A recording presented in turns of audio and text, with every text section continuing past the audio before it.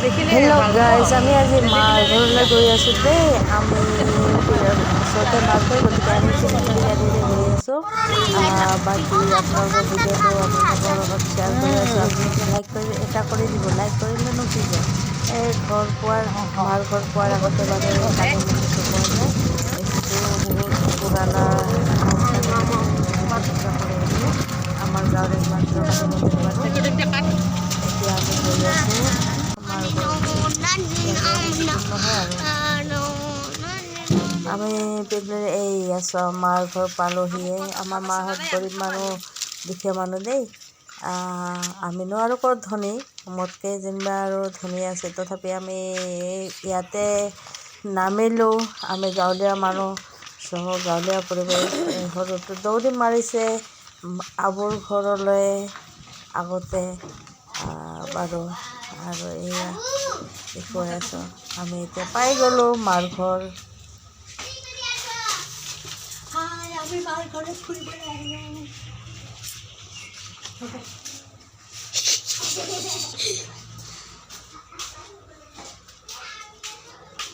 মায়ে বাৰু গম নাপায় আমি আহিম বুলি, হঠাতে আহি ওলালোহি।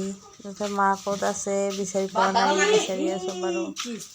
এয়া বিচনাত ঠাণ্ডা দিন, ঠাণ্ডা লাগিছে, তেখেতে বিচনাত শুই আছে। এয়া দেখুৱাই আছোঁ মাৰ কি আনন্দ আমাক দেখা পাই। মাতো মায়ে হয় সদায়, বুঢ়া মানুহ হ'লেও মায়ে হয়। ছোৱালীক মাৰ ঘৰলৈ অহা দেখা পালে মাক যে কিমান ফূৰ্তি লাগে মাকবোৰৰ, নহয়নে বাৰু? চব মাকেই এনেকুৱা হয়।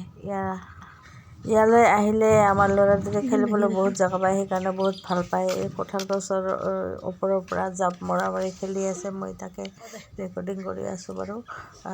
এইয়া জাঁপ মাৰিছে, কঁঠাল গছটো কাটিছে। এইটো কঁঠাল গছ বহুত দিন আগৰে পৰা আছিলে, বহুত ডাঙৰ হৈছিল, কিন্তু এতিয়া কাটি দিলে।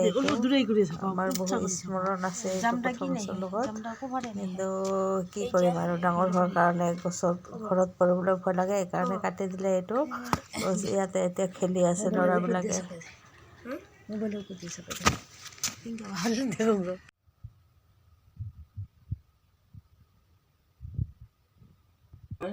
আমাৰ মায়ে চাহ বনাই আছে, চাহ খাব। আৰু আমাৰ ইন্দিৰা গান্ধী ভাষা ৰান্ধিব লাগে। ইন্দিৰা গান্ধী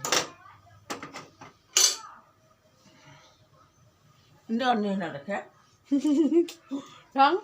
কোনে দেখিব কাৰ ইন্দিৰা গান্ধীৰ মুখখন